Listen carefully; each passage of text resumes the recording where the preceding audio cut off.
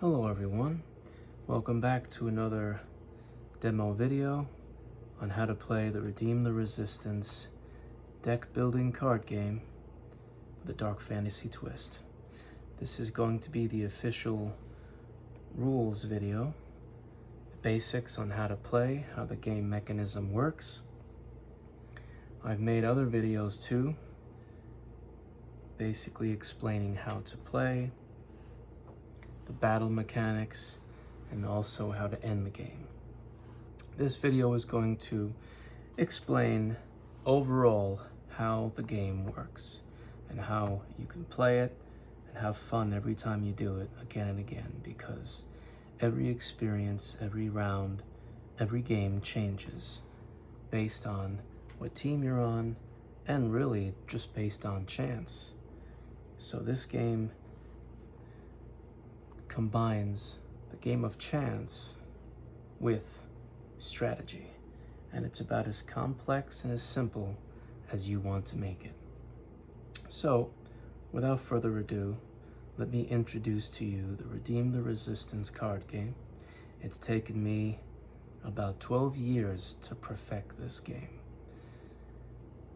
So, as you can imagine, I'm very excited to share it with you. So, this is the game mat. You don't need the game mat to play. It does make it more efficient and easier to play, but in one of my videos, the frequently asked questions video, I show you there how to play it and how to set it up without the game mat. But since we have it, let's use it. So as you can see, there's two sides. There's the Angels of Resistance side, and there's the Redeem the Night side, because this is a two-player game at its heart. Over here you have the spoils section. The spoils section is going to act as your bank. This is the most important part of the game, believe it or not, because this is where you put cards that you win, earn, steal, or essentially have already used. So used cards go here, and at the end of the game, you will count up the cards you have with their value, and the higher value, the higher number, wins. It's that simple. But I digress. Let's actually open up this thing. Comes in this nice plastic case. The first thing you'll see is the instruction booklet. The Redeem the Resistance official rules. A 2-page pamphlet you can check out. You could also get a lot what you need from these videos here. So when you get the game, the first thing you'll see are some characters. And as you'll see, these 6 characters come face up for you. This game is already shuffled when you get it. So after you play each game, you'll just have to shuffle them again. But this is the entire game. There's no other cards you'll need. It's all right here. If I can get this guy. Jeez, he doesn't want to come out. Who are you? It's an upgrade card for a character, so. Okay. He was stubborn. I'll put this over here, actually, out of the way, so we can actually play this. So I'll put the rest of the cards here in the home deck. This is what both sides are going to pick from. We're all going to pick from the same deck. To decide which side you want, you can just agree, you can flip a coin, or you can roll the dice. In this case, I rolled a 3, which is Maxim Cavallo, which means I'm going to be playing for the Angels of Resistance. All right. So as you can see, we have the game ready to go with my cards here. My opponent put their cards where they belong, their slots. If you don't have a game mat, this is basically how you're going to place the cards, one team against the other. So now let's actually look at the cards themselves. My cards here are purple, the Angels of Resistance, which is the purple. My opponent has sort of a red burgundy background for their team, which is red flags there. Also, at the top, it has an R that represents Redeem the Night. My cards have an A that represents the Angels of Resistance. So now we know what our cards look like. The next thing we'll look at is the graphic under the letter. In this case, they are 3 fists, and that represents physical characters. So staffs, swords, bow and arrows. This is a physical character with a mace, physical with sword and shield. But she has a crystal orb, and that represents magic. So Gideon here is a magical character that they can use. And you'll see certain attacks and skills may involve physical characters and magical ones. Interestingly enough, the most important section of the game is the spoils section. The spoils section is the place where you put stolen, earned, and used cards right here. Here is their spoils section right here. This is basically your bank. So if you defeat a villain, as a reward, you put the card into your spoils. If you've stolen a card from your opponent, as you'll see in this demo, you put that in your spoils. So the spoils at the end of the game, when there are no cards left, that is when you count up the value of your cards in the spoils and the characters that are still alive on your front lines. Now, when I say value, I mean these white numbers right here. These numbers are how valuable the cards are. At the end of the game, you count up those cards with the value. So right now we're looking at 5, 10, 15, 5, 10, 15. You'll have a lot of cards in your spoils, hopefully, during the game, and you'll count those values at the end to see who's got the higher value, meaning who's won the game. Last but not least, you're going to look at these things. The power points. The power points are the yellow orbs that show you how powerful this card is. So in this case, here, Michael Muriel is the most powerful character on my team because he has 5 power points, as opposed to perhaps Prudella and Maxim, who have 3 and 2. On this side, Arl Balin has 3 power points, so does Gideon 3, and Mary has 2. So, for instance, if there was a battle and Maxim were to fight Mary Dyer, Maxim would win because he has 3 power points and she only has 2. I would recommend to look at the description at the bottom. The description box is very concise, very easy to read. It's extremely straightforward. There isn't a lot that you have to look for, but the description will basically tell you the skills of the character and some bonus features that the character might have. But you know what? Why don't we get into it now, because I want to show you what the Shadowland is for. This area is going to be the shared card area. So there are cards you will have as the opponent.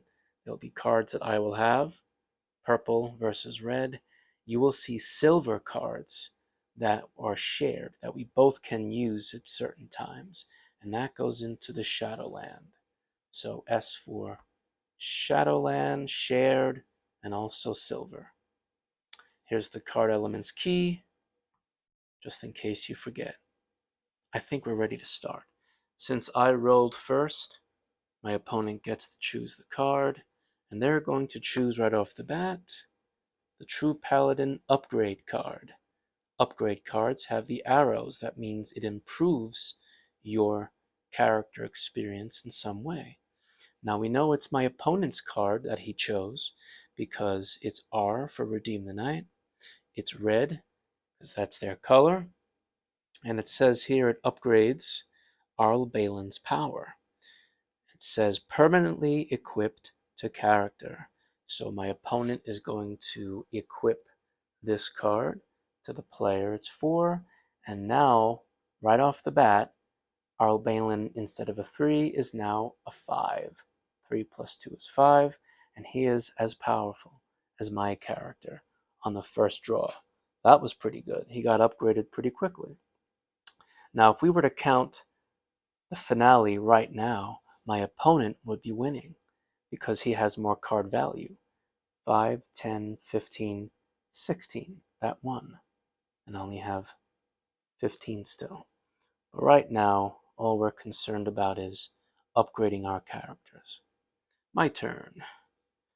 Aha! I got an action card. An action card you can use at any time.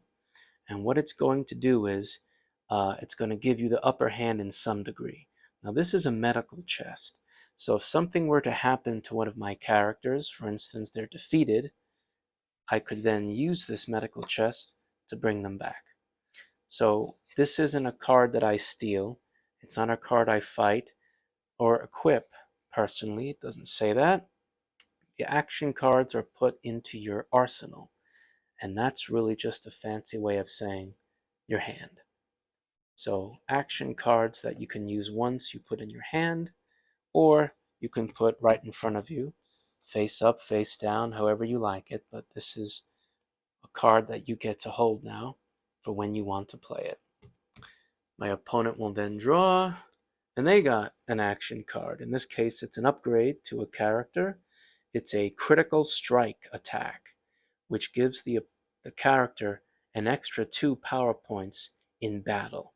So if we're fighting each other, my opponent, if they feel they need more power, can call upon the critical strike card, which gives them another 2 power points. This usually can give you an edge in a pretty close and intense battle. But this is not a permanently equipped card, not like this one that upgrades the character individually. This is a card that can only be used once in battle. So I'm going to have my opponent put this in their hand, and I get to draw. And my card is a villain card. How do you know that? Well, the border is red as opposed to white, my character cards. In this case, red means a villain, someone would have to fight. But here's the interesting thing about this. I drew the card, but it's not my card. It's a red card that says R for Redeem the Night. So it's their card that I drew, and it's a villain, which means I don't fight this card. It's not from my book. It's from his book, which means my opponent has to fight this card that I drew. And since I drew first, I get to decide as the villain first who this villain is going to fight. Now, obviously, I'm not going to fight this character because he's got 5 power points as opposed to 3. So I'm going to probably choose Mary Dyer because she only has 2. So if we look at this card, it has a fist in a magical orb, which means that this character is magic and muscle. He has both. If they can defeat this card, they'll get the trophy of 10 points into their spoils. But that's if they defeat him. I was lucky enough to draw first, so I get to choose who he fights. If I read the description, let's see what it says. It says that he can summon Gwendolyn, another villain, to come fight with him. But since there's no one in the Shadowland, he's going to be fighting on his own. So since I drew it, I think I will choose to fight Mary Dyer. She does have a card she can use. If she were to fight him, she could use the critical strike card, which adds 2 to her 4. So now she's a total of 4. This villain cannot compete against 4, so he's defeated. That means that my opponent gets to take the villain card as a trophy in the spoils. Since they used critical strike to win, this is a used card now. It was drawn already. So they add that to the spoils as well.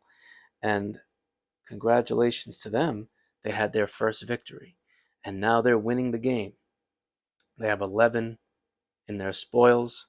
I have nothing. So if we were to count again for the end of the game, my opponent will be winning because they have more valuable cards than I do. My opponent will choose. My opponent stole one of my cards. How do I know that? Well, my opponent drew a card from my front lines. It's purple. It has A for Angels of Resistance, and this would have been a great upgrade card for my character. Would have made Maxim Cavallo into a 5. But since my opponent drew it, they get to steal it from me. That does two things. They get an extra point into their spoils, and they prevent me from upgrading my character. Not looking too good for me so far, is it? Let me draw. Oh my. Okay, so this is a villain I have to fight. It's A for Angels of Resistance from my book. It's purple, obviously. So I drew it, so I get to decide who fights this time. See, if my opponent drew it, they would decide who the villain will fight. But it was my draw, so I get to go first. And I think what I'm going to do is I'm going to use Michael Muriel to fight Eric Argento, who's a magician character. In this case, I have 5 and the villain has 5. What do? Well, the rule states that tie goes to the person who drew. And since I drew the card, tie goes to the drawer. I defeat him. Now I could put this villain in my spoils like my opponent did, but read the description. It says, add Eric to your front lines if you defeat him, which means, you guessed it, I get to add him to my front lines. Now I have him as a character. So now I have sort of a little upper hand now. Not only have I gained a 5-point card, I have a very powerful player now who's a magician, who I did not have before. So now I'm looking up. There's some hope for me yet. My opponent will draw, and she receives an upgrade card from Mary Dyer, right? So she'll permanently equip this to her, as it states in the description, and now she's a 4-point character, as you can see, 4 power points. This is how you play the game. It's a luck of the draw in some cases. It's a strategy game in some cases. I think I'll draw. Aha, here we go again. Another appearance of Kira Kanum that I drew against my opponent. It's a villain from his book. 4 this time, 4 power points. The description says that he can pull reinforcements from the Shadowland, but there are no characters here to pull from. So since I chose, I get to pick who is going to fight. I'll fight Gideon because I have 4 here as a villain, and she only has 3. And since my opponent already used an upgrade, she can do nothing to defeat the villain. So she turns over in defeat. That's a lucky break for me. And since my opponent could not defeat this villain, they don't get it, and it goes into the Shadowland. So I was able to deprive my opponent of a 10-point card. That worked out. Now they get to draw, and they have drawn the first Shadowland card. It's silver. It has an S for the Shadowland, and it's a physical card worth 4 power points, and it's were-creatures, werewolves and were-cats and the like. And it says it can be summoned by Gwendolyn, who we haven't seen yet, and the villain Infernos, who we haven't seen yet either. But if one of us were fighting him, the opponent can draw from the Shadowland werewolves. That could cause a problem for one of us. So this will definitely come in play later. But for now, what we do with Shadowland cards is we put them in the Shadowland for one of us to draw from later. That's basically how this game will work. Let's see. Blessed Armor. This is pretty cool. This is an upgrade item. And what can happen here is you can upgrade this card to a character that is a warrior, it says. And what it does is, the description says that it makes you impervious to magic. Interestingly enough, if you're fighting a magical character, you're invincible. It also gives you a little upgrade. So, since my opponent would have taken this, my opponent could either equip it to Earl Balin, or to Mary Dyer. It's up to them. Or they can just equip it later. They can even hold it in their hand until they're ready to equip it. Maybe they don't want to decide just yet. So my opponent will hold on to it until they're ready. I'll draw, and it's another Were Creatures card. This is not good. So if I'm fighting a villain that can summon werewolves, there could be a lot of werewolves in the mix. All right, my opponent goes, and they've drawn the Demon Lord villain. Now, normally I'd be kind of scared by this because it's a powerful card, but interestingly enough, this villain, it's a 3-card villain, which means he's not complete yet. It says to place him in the Shadowland until he's fully assembled. You heard that right. So once this card is fully assembled, he's going to be a force to be reckoned with. Thank goodness I don't have to fight him now, because I don't think I'm ready to fight this guy in his entirety. So until then, as the card says, he goes here in the Shadowland until he's fully assembled. Let's hope it's not anytime soon. It's my turn to go, and I drew another Shadowland card. It's silver. Another creature card, Demon. Now, this is pretty good for me, because if I'm fighting, Michael Muriel, as it says in the description, can summon this creature in battle. But then again, so can some of my enemies. So it really depends on who goes first, who's the first to draw this card in battle. My opponent will go, and my opponent will get a cash guard. So this prevents me from stealing from their spoils.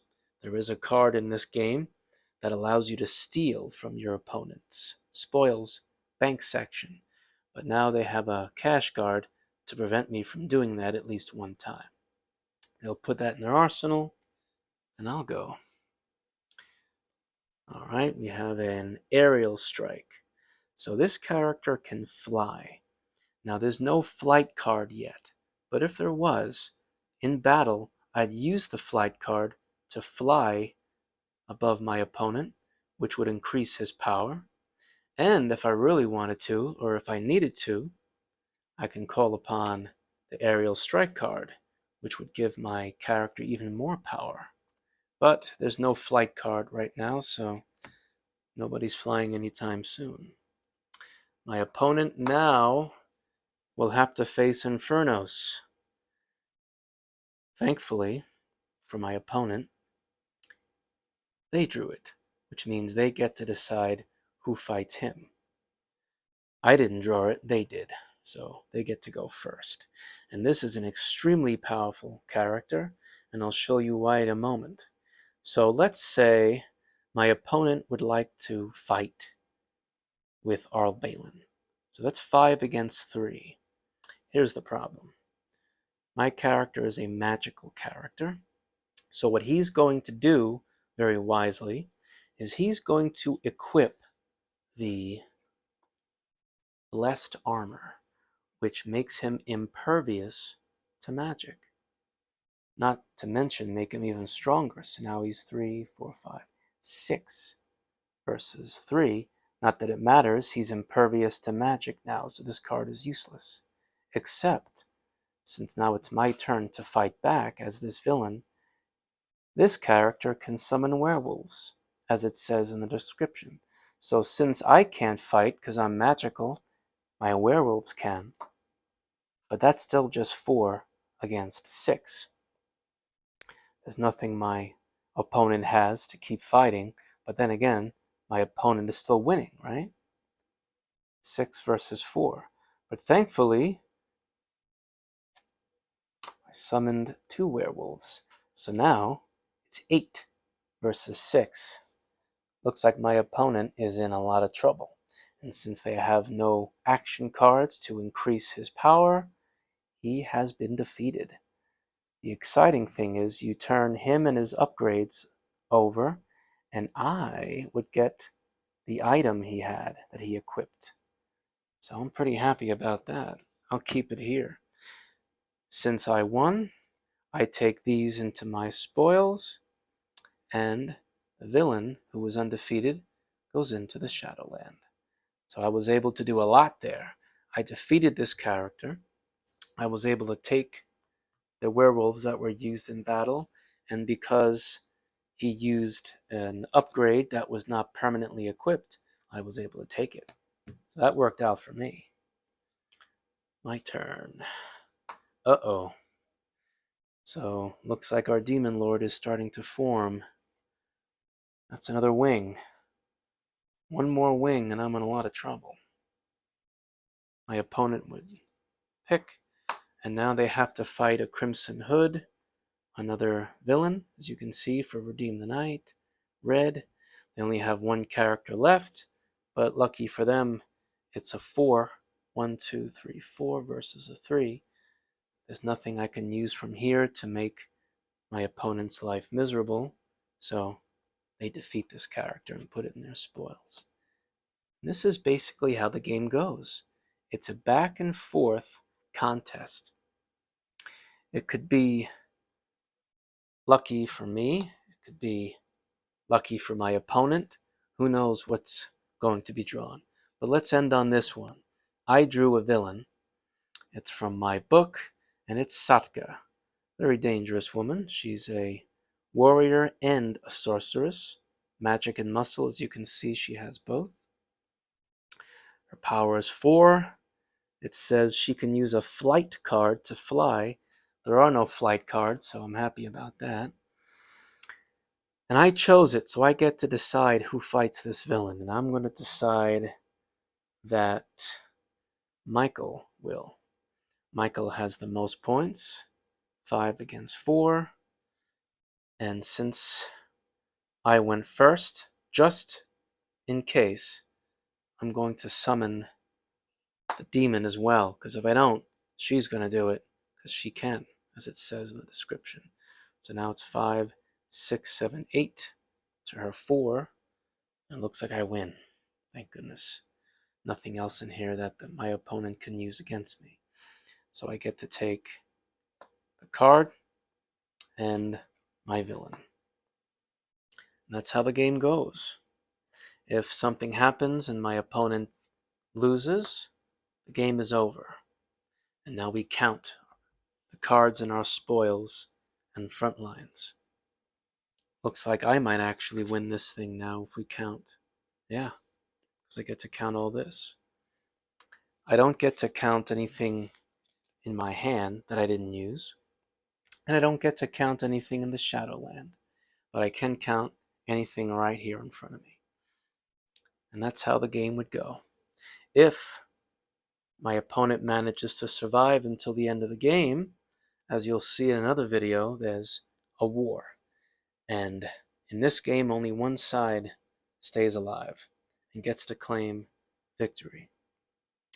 But I hope this cleared up some of the mechanics of this game for you. Make sure you read the descriptions to find out some bonuses that your characters might have, and some creatures that characters can summon, and just other exciting bonus skills.